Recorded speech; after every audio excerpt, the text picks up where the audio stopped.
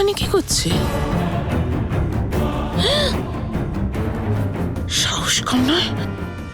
এই, কে দেখছিস? Idiot rascal, আমার মেয়ের দিকে এভাবে তাকাচ্ছিস?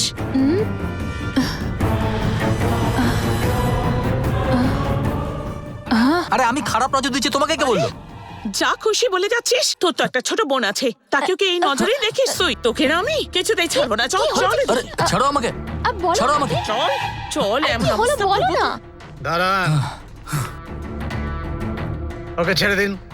ছাড়ুন ওকে, ছাড়ুন। কি হয়েছে রে? কি ব্যাপার? জিজ্ঞেস করুন না। কি করছিস তুই? বাবা, আমি নাকি ওর মেয়ের দিকে